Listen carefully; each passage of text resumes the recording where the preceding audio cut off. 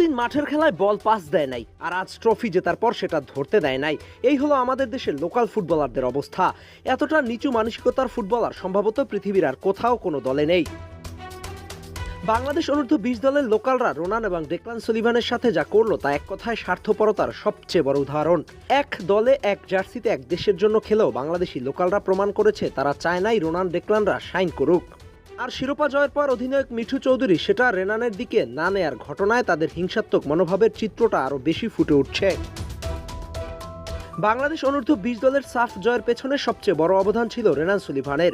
সুদূর বিদেশ থেকে দেশের টানে ছুটে এসে সুলিভান ব্রাদার্সরা দেখিয়েছে এই দেশের প্রতি তাদের টান কতটা গভীর। দেশের সমর্থকরাও তাদের আপন করে নিয়েছে নিজের ছেলের মতো করেই। কিন্তু জনগণের এই ভালোবাসাই যেন তাদের দুই ভাইয়ের জন্য কাল হয়ে দাঁড়ালো। টুর্নামেন্ট জুড়ে মাঠের পারফরমেন্সে একাধিকবার রেনানকে উপেক্ষা করার এই দৃশ্য দেখা গেছে। সহজ পাস না দিয়ে অপ্রয়োজনীয় শট নেয়া কিংবা আক্রমণে তাকে এড়িয়ে চলা, এসব আচরণ পুরো টুর্নামেন্ট জুড়েই চোখে পড়েছে। ফাইনালের মঞ্চ সেই গল্পের ভিন্নতা ছিল না। ভারতের বিপক্ষে গুরুত্বপূর্ণ ম্যাচে রোনানের অবদান শেষ পর্যন্ত ব্যবধান গড়ে দেয়।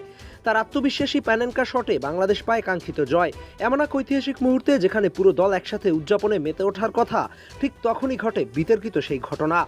ট্রফি হাতে নেওয়ার পর অধিনায়ক মিঠু চৌধুরী ও তার সতীর্থরা যখন উদযাপনে ব্যস্ত, তখন রোনানরা স্বাভাবিকভাবেই ট্রফিটা ছুঁয়ে দেখার আগ্রহ প্রকাশ করে। কিন্তু ক্যামেরায় ধরা পড়ে তাকে সেই সুযোগ দেওয়া হয়নি। শুধু রেনান নয়, ডেক্লান সুলিভানও একইভাবে ট্রফির কাছাকাছি যেতে চাইলেও বারবার উপেক্ষিত হয়েছে।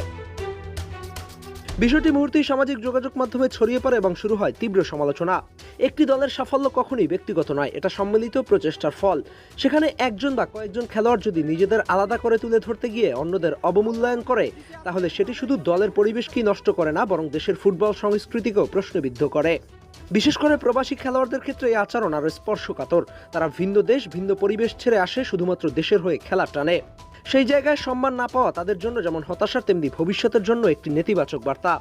বাংলাদেশ ফুটবলের ভবিষ্যৎ অনেকটাই নির্ভর করছে এই তরুণ প্রজন্মের উপর। আজ যারা অনূর্ধ্ব-20 দলে খেলছে তারাই আগামী দিনে জাতীয় দলের প্রতিনিধিত্ব করবে। কিন্তু যদি এই বয়সেই তাদের মানসিকতা এবং সংকীর্ণতা হয়ে ওঠে, তাহলে বড় মঞ্চে গিয়ে দলগত ঐক্য কতটা বজায় থাকবে তা নিয়ে শঙ্কা থেকেই যায়।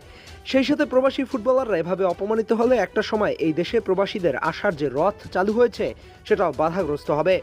আমরা চাই দলে কোনো ভেদাভেদ না থাকুক, ফুটবলটা সবাই দেশের জন্য খেলুক, উদযাপন করলে সবাই একসাথেই করুক।